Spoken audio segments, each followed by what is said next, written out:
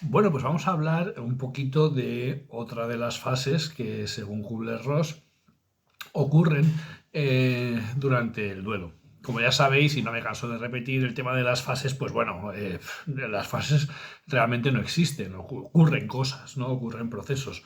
Y todas las fases se pueden dar simultáneamente, es decir, todas las cosas que nos ocurren pueden pasarnos a la vez. Puedo negar, al rato estar aceptando, al rato puedo estar enfadado, luego negociando, y lo puedo hacer todo en el mismo día. Entonces, pues bueno, eso tenemos que tenerlo en cuenta de entrada. Pero ya os digo que el modelo de Kubler-Ross es muy interesante porque nos enseña diferentes cosas que ocurren, ¿no? Lo que tenemos que entender es que no ocurren una detrás de otra, o no siempre, pueden ocurrir, ¿eh? Pueden ocurrir y adaptarte perfectamente al modelo, pero no siempre ocurren de esta manera. Pues bueno, en la fase de ira, Kubler-Ross habla de negación, ira, negociación. A mí me gusta mucho, a modo didáctico también, hablar de negación, negociación, ira.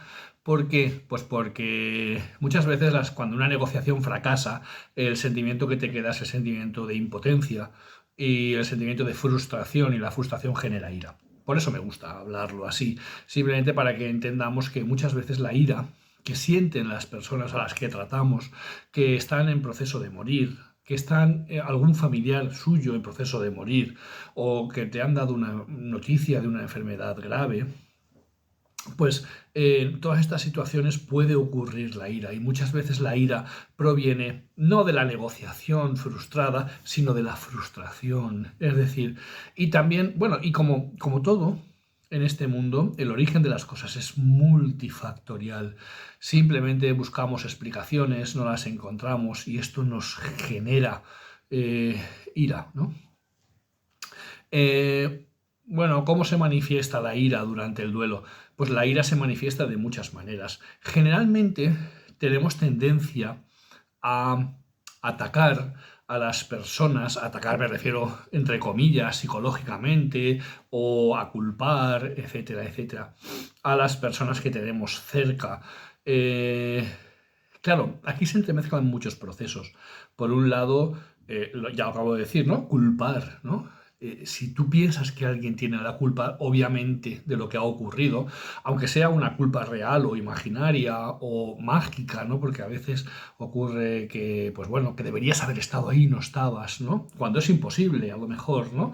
Pero en el proceso mental de la persona se dirige la culpa contra alguien, y la culpa genera también ira. No solamente la frustración, la culpa también genera ira, el sentimiento de culpa contra uno mismo. Por ejemplo, cuando yo me siento culpable de algo, muchas veces puedes sentir ira hacia ti mismo o hacia los demás, ¿no?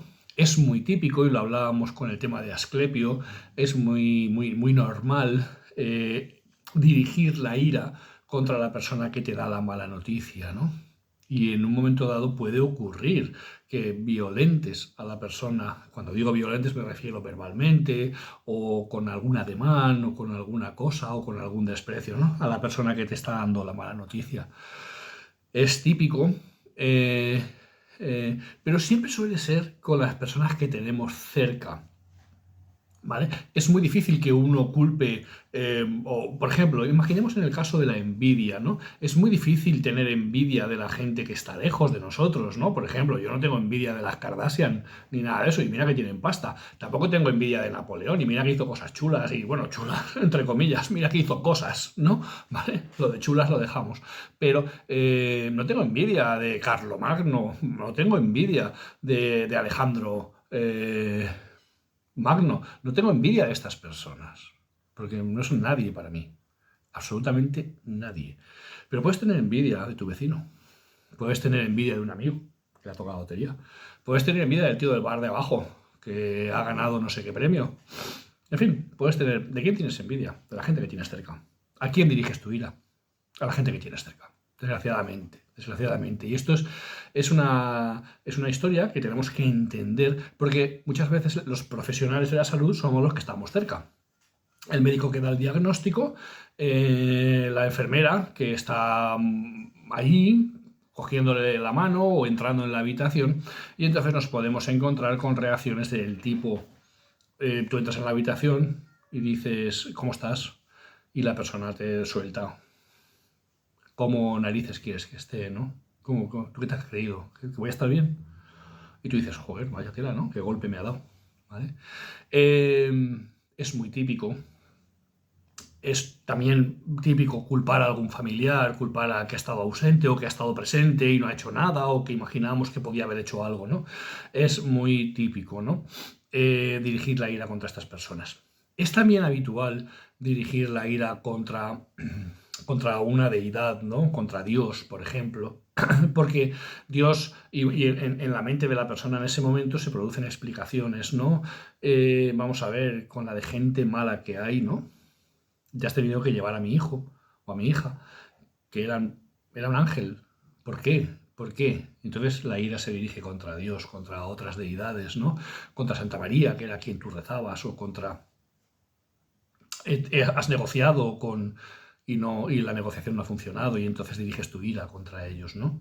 O simplemente por haber permitido eso, ¿no? Haber permitido que esto ocurriera en un mundo de bondad, ¿eh?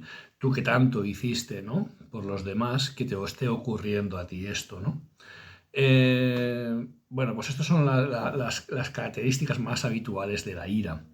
Lo que es importante, tanto para los familiares como para los profesionales de la salud que estamos involucrados en el acompañamiento a las personas que están pasando por una pérdida personal o de algún familiar, es entender que esta ira no tiene un objetivo de destruirnos. El objetivo no somos nosotros. El objetivo es la ventilación de sentimientos, airearlos, sacarlos. La persona necesita tener el control y a veces el único control que tiene es poder expresar su agresividad a la bomba que tiene dentro que está a punto de estallar, expresarla de alguna manera, ¿no? ¿Y con quién lo hace? Con las personas que conoce, con las personas que tiene cerca. Tenemos que entender esto y tenemos que manejarlo y tenemos que manejar esto.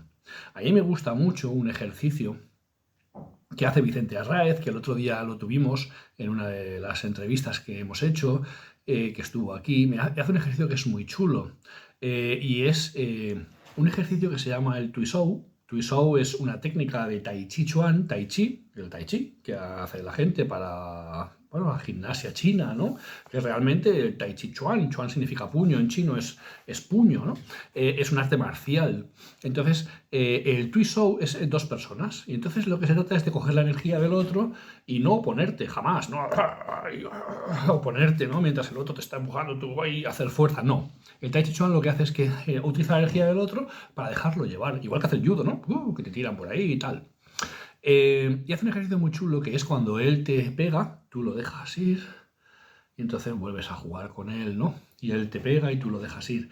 Y esto es una representación gráfica de cómo tenemos que trabajar con las personas que están en ira. Es decir, que la ira no nos golpee, ¿vale? Pero tampoco la bloqueemos, la paremos, nos enfrentemos a la ira, ¿no? No te tienes que enfrentar a la persona, porque la persona no te está atacando a ti. Te está utilizando, ¿vale? Inconscientemente, pero no te está atacando a ti. Y entonces es muy importante que tengamos en cuenta eso. Entonces la ira se deja pasar, ¿vale? Y se vuelve otra vez. Se deja pasar y se vuelve otra vez a la persona. Y esto es fundamental. Mirad, en el mundo sanitario nosotros nos vemos metidos en situaciones de lo más desagradables que te puedas imaginar. Yo recuerdo una vez una persona que se le salieron los intestinos y yo tuve que cogerlos, ¿no? Tuve que cogerlos con mis manos. Gracias a eso no se le escaparon por ahí, ¿no? Entonces, pues bueno, cuando yo llegué a casa yo estaba contento de lo que había hecho, ¿no? Obviamente, ¿vale? Pero lo veía como una proeza. A veces vemos como proezas cosas que son estúpidas. Por ejemplo, manejar un aparato de ventilación mecánica nos parece una proeza. Oh, he puesto en modo ventilatorio controlado. Oh, he puesto en modo de ventilador espontáneo. Oh, he extubado a un paciente, le he hecho el winning. Y unas palabras que dices, pero esto qué tonterías son. Pero si de verdad os digo que conozco electricistas que hacen cosas más difíciles que las que nosotros hacemos. De verdad os lo digo. Y la gente que estáis trabajando en esto lo sabéis. No es tanto lo que hacemos. No es tanto. Pero lo que sí que es muy importante es que fijaos, cuando nos pone a prueba un paciente, tenemos que pensar si realmente lo estamos haciendo bien, igual que manejamos el ventilador, igual que ponemos una vía central, igual que hacemos una RCP de una manera perfecta, ¿vale? Y manejamos también la ira de esa manera. O nos enfrentamos, nos aireamos y decimos, pero ¿cómo que me ha hablado a mí este paciente así? ¿De qué va? ¿No? ¿Somos capaces de manejar ese momento? Y esa es la verdadera profesionalidad. Ser capaz de darle la vuelta al momento, ser capaz de volver, estar ahí, no sentirte ofendido, sentir que esta persona está pasando por ese momento. No puedes poner en peligro tu integridad. Obviamente, si alguien está tan sumamente enfadado o hay influencia de alcohol, drogas, etcétera, etcétera, que a veces pasa, ¿no? Cuando hay un accidente, alguna cosa y hay involucrado esta serie de cosas, puede ocurrir que la persona esté más agitada y quiera agredirte. No puedes poner en peligro tu integridad. Esto lo tenemos clarísimo. Pero no va de eso la ira. Que puede ocurrir, ¿eh? A más de uno lo habrá pasado. Puede ocurrir. A mí me ha pasado, ¿vale? A mí me ha pegado un paciente, pero no estoy hablando de esto. Pero bueno, fue y estuvo relacionado con este tipo de ira, ¿eh? No me pegó fuerte ni nada, simplemente quiso desahogarse de alguna manera. Pero no podemos permitir que esto ocurra. Pero no estoy hablando de esto, estoy hablando de esas maneras, ¿no? Que a veces los pacientes tienen y tú no entiendes y crees que te está ofendiendo. Y muchas veces puedes pararte y sentarte, ¿no? Mirad, yo no sé si esto lo he contado ya alguna vez o no, pero una de las cosas más impresionantes que me han pasado en mi vida profesional fue esta. Y fue que teníamos una paciente, ¿vale? Que siempre estaba enfadada. Siempre estaba enfadada. Nadie hablaba mucho con ella. Era una señora de 70 años aproximadamente, sola, y siempre estaba enfadada. Y le hablabas y... ¿no? Y no quería nada. Y yo pasaba, yo no la tuve de paciente en esos días, nunca, pero yo pasaba, yo lo veía, ¿no? Y a veces saludaba, hola, hola, hola. No quería saber nada. Y la gente lo decía, ¿no? Y las enfermeras no entraban en la habitación. Yo entré una vez a poner los goteros y me soltó algún improperio. Suave, pero bastante que te hacía sentir mal, ¿no? Parecía que estaba enfadada con el mundo, pero es que yo pensé que detrás de eso había algo. Y entonces cogí un día, ese día, es que no había que esperar más, ¿no? Y cogí una silla, me senté en la cama, ya estaba acostada, y le dije, pues imaginaos que se llamaba Josefa, no se llamaba así, pero le dije, Josefa, ¿qué le pasa? ¿Por qué está tan enfadada? ¿Sabéis lo que pasó? Yo tampoco me lo esperaba. Yo esperaba que me diera una explicación, o que me contara, o que me dijera que me fuera.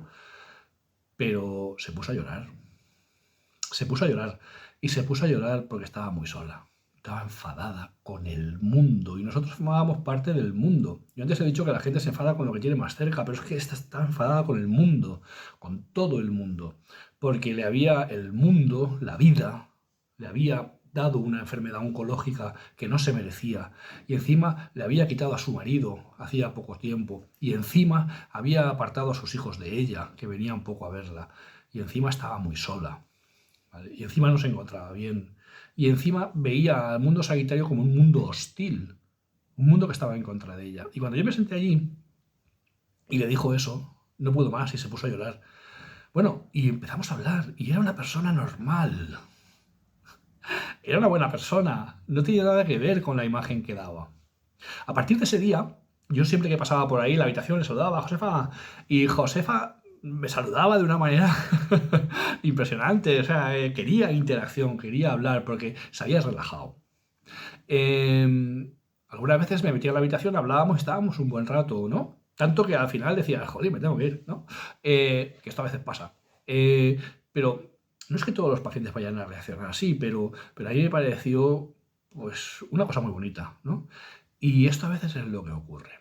La ira, lo que pasa es que nos golpea en la cara y hace que no volvamos. Es una invitación a no volver. Pero a partir de ahora, la ira tiene que ser una invitación a ser un profesional, a amar a la persona. Cuando eres un familiar, a quererla, a decir, voy a volver porque te pasa algo, te está pasando algo, y yo sé que te está pasando algo, algo muy duro. Y esto que tú estás haciendo no tiene que ver contigo, tiene que ver con una manera de afrontarlo que en este momento no es la mejor, pero no te voy a dejar sola o solo en este momento, porque es cuando más me necesitas.